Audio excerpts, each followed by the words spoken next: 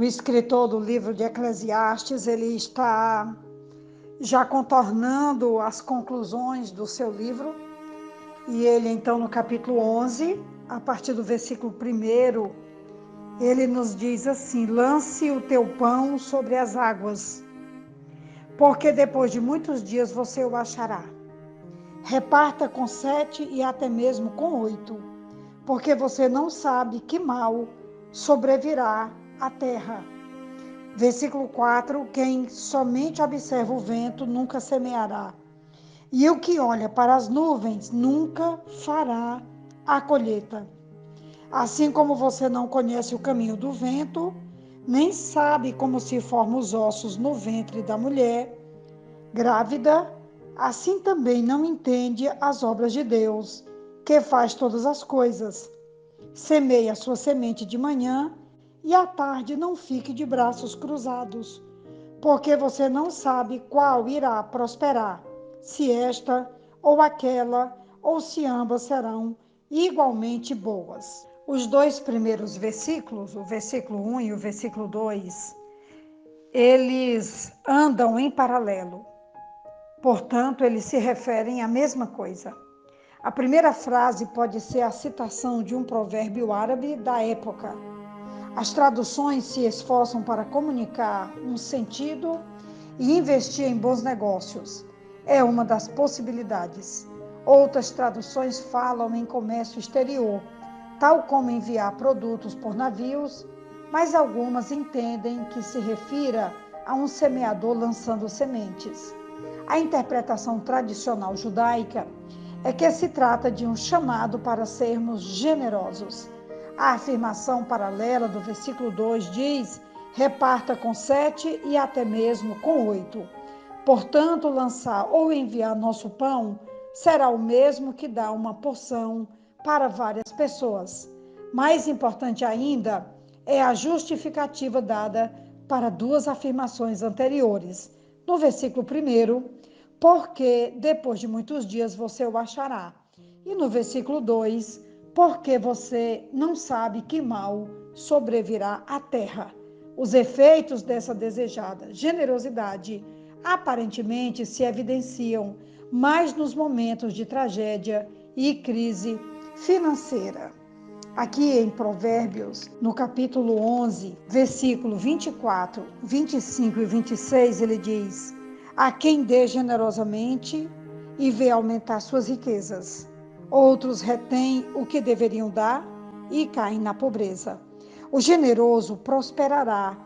Quem dá alívio aos outros, alívio receberá. O povo amaldiçoa aquele que esconde o trigo, mas a bênção coroa aquele que logo se dispôs a vendê-lo. Quantos desafios nós temos aqui, tanto em Eclesiastes 11, 1 e 2, como também em Provérbios 11, versículo 24 até o versículo 26.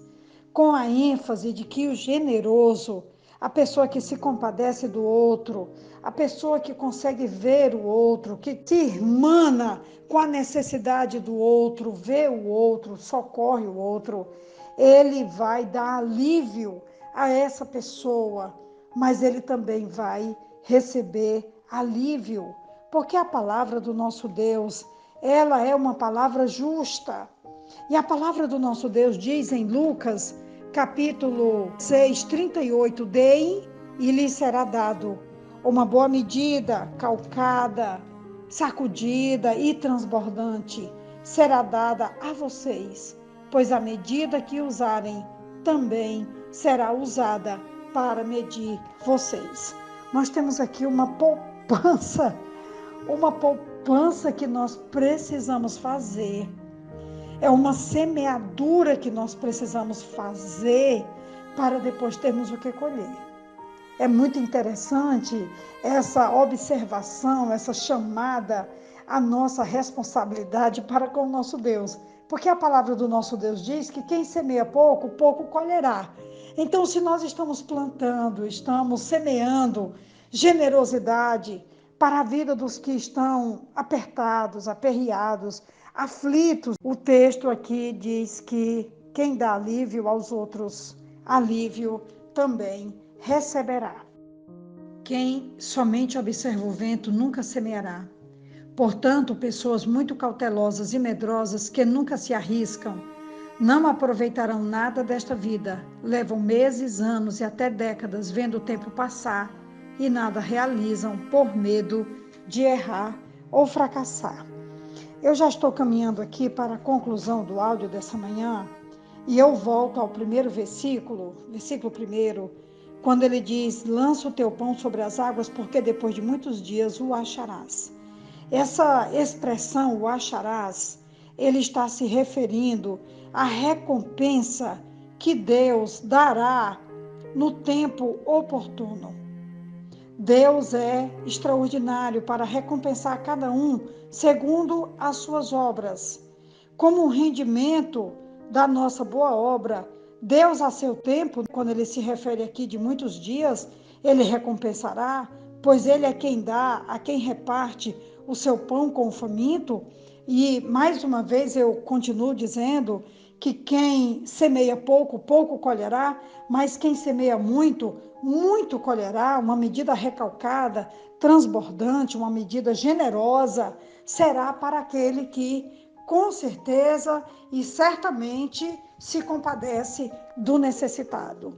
Eu fico maravilhada com esse final de capítulo aqui, o final de capítulos, como o livro de Eclesiastes já caminha para uma conclusão final, e ele vai fazendo esse apelo aos nossos corações para que nós não olhemos ao vento, nós não fiquemos em dúvidas, semeando pouco, ou com medo de semear, ou em dúvida para fazer essa obra. Nós precisamos arriscar. E a melhor maneira de arriscar é crendo que Deus nos recompensará. Não nos recompensará se ficarmos olhando ao vento, mas se lançarmos a nossa semente às águas. E assim, podendo ajudar, podendo abençoar, como diz o versículo 2, reparta o que você tem com 7, até mesmo com 8, pois você não sabe que desgraça pode cair sobre a terra. Mas eu tenho plena convicção de que uma vez que estamos socorrendo as pessoas que estão à nossa volta, seja 2, 3, 4, 5, 10, 20, 50, que a nossa medida de generosidade só aumente e que a seu tempo Deus traga a recompensa para os seus filhos e as suas filhas. Essa é a reflexão e o desafio dessa manhã para nossas vidas, e que Deus nos ajude a termos uma medida boa, calcada e recalcada para o louvor da sua glória, e que ele se agrade e ele então nos abençoe com a sua bênção generosa, para que nós possamos fazer não só a 1 nem a 2, mas sempre. Que Deus nos ajude. Quem vos fala é a pastora Betinha, da Igreja Batista Esperança, e o desafio está sobre nós nesse dia. Amém.